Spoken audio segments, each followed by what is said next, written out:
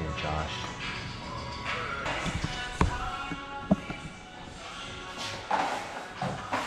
Ah!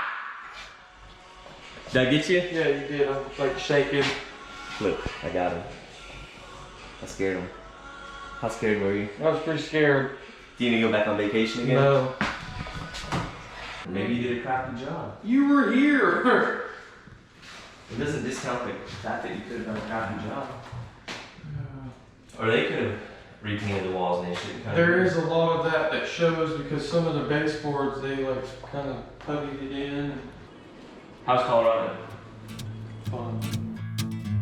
Make me work, make me sweat inside, make me feel like I'm alive. Take this hurt, lady, throw it in my face. Don't let these bones slow you down. Cause I'm coming on strong.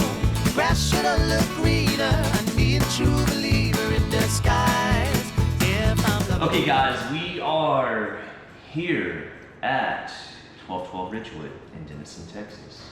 We just left the location where the Airstream is at. That's gonna be this Friday's video in 2 days. The video we're doing now will be next Tuesday, which you are watching today. I am Justin Briscoe. We're with Briscoe Homes. We have a YouTube channel and we call ourselves real estate investors. We have a lot of properties throughout Denison, some short-term, which we just call our AirBnB properties because that's the only site that we currently use. And then on the other side of our business, you guys haven't seen a whole lot of because it's not as exciting and we're not always in these rentals except for when people move out. And so this is a unit that I built 3 years ago. It's pretty much been constantly rented out. We've had 2 to 4 weeks at a time where it's vacant so we can come in and do what we're doing today between cleaning and painting and just taking care of wear and tear stuff.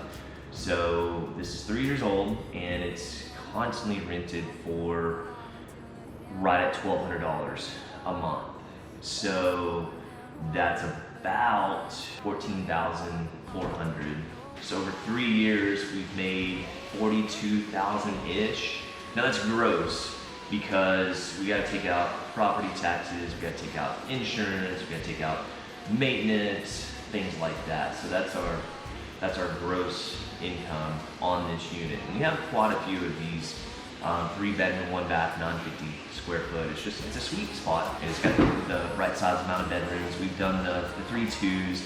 They rent for a little bit more, but they also cost a lot more to rent. So from my perspective, for what the cost is versus what I can rent a house for, on a long-term rental perspective, this has been our sweet spot. I'm not saying there's people that aren't building 3-2s, double car garages, making more money, but I've tried that, and with what the additional costs are versus what I can actually rent it for me, this is more profitable. So 3-bedroom, 1-bath, 950 square foot, $1,200 a month. This house, when we first built it, like I said, we've had it for 3 years, but we probably started construction 3.5 years ago. So when I did the loan, I think I only did the loan for like $50,000 because that's what things cost back then. I mean, material was way cheaper, subs were cheaper, and I put a little extra cash into it because typically what we do when we build these houses is I own the lots outright. I put up the lot as collateral, which nowadays these lots are, it's a $30,000 lot based off of what I'm selling other stuff for. So back then though, the bank was probably calling it like an $8,000, $10,000, $12,000 lot. So put up the lot as collateral and then they give me the rest of the money for construction. So I asked for $50,000 with the lot being the collateral. 50 was a little shy of probably what it actually took. And of course, since we started this in 15, material and labor is just constantly kind of creeped up. And that makes sense. Just inflation in general is going to make that happen. But also just the market we've been in. I mean, we've just, from 14, 15, I mean, this market has done nothing but this. And I'm not saying it's going to continue to do that. I'm not saying it's not going to continue to do that. I've got a feeling that the market will soften at some point in time, and that's why we've made a lot of the moves that we're currently making, which we'll discuss on this house. So to go back to the price, we did the loan for $50,000, and then towards the end we were running a little short, so I just put in some extra cash, and we were probably about $55,000 to build this house. So you just heard me say that we made $42,000-ish gross. I'd have to put a pen to paper to see what the actual net profit is to that, but it's a great rental, and we have, like I said, we have quite a few of these. We switch up the elevation. You'll see the outside elevation. We call these our single slope roofs, whereas we've got other homes that are the same floor plan interior, but they've got more of a craftsman style elevation, which you guys have seen in some of our other YouTube videos.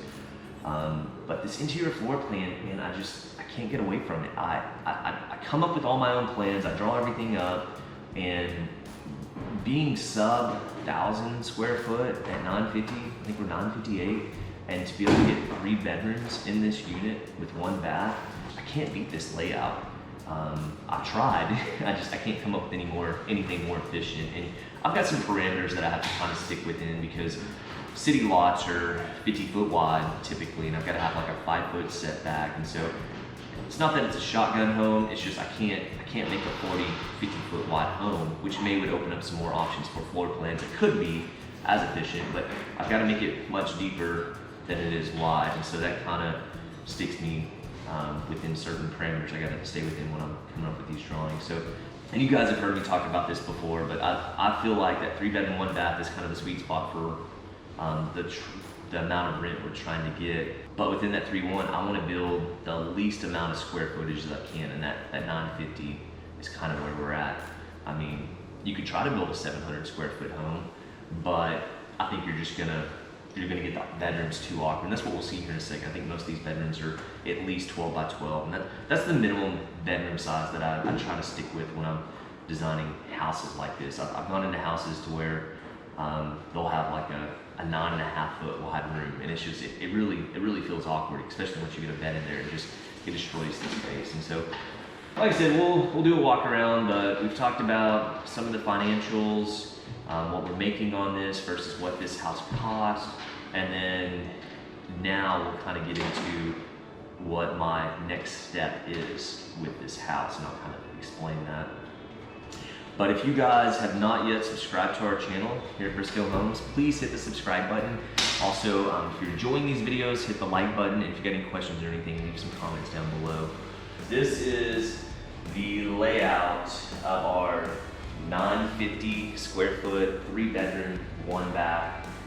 This is our single slope, so you can see the slope in the ceiling is my roof line and my ceiling line. Not all of our houses do this in a craftsman style elevation. We do more of a vaulted ceiling, but you'll see from the exterior the roof is completely single slope, so we're following that slope. I mean, it's a decent sized living room. When I design things, my concept is I want to keep the living room connected to the kitchen and make it one big open concept. I make the back side of my kitchen a bar top, so we don't do dining rooms. I think in this small square footage, dining rooms is a wasted square footage. I think that can be a larger living room, an extra bedroom, whatever. And so we'll put some benches or stools right here, and it kind of doubles as a dining room. So you can sit there and eat, and you've got your big potential sectional couch there in the corner in the living room. Couch, and then if you step over here, imagine if that's your couch.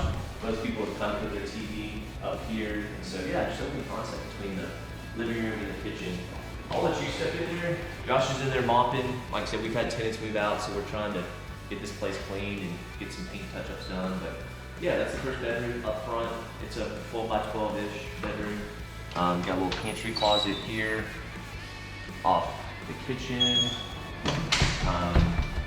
Step through here, you got the bathroom, good sized bathroom. We love using our subway tile. Got the double vanity. Since it's only 1 bathroom, I like to try to implement double vanities if we can. The 12 by 12-ish. All the closets are a normal size closet, but this closet's a little bit bigger. So we kind of call this the master bedroom, because it's in the back and then it's got the larger bathroom. And then we got if you go that way, the laundry room right here. So it's a stackable washer and dryer at the end of the hallway.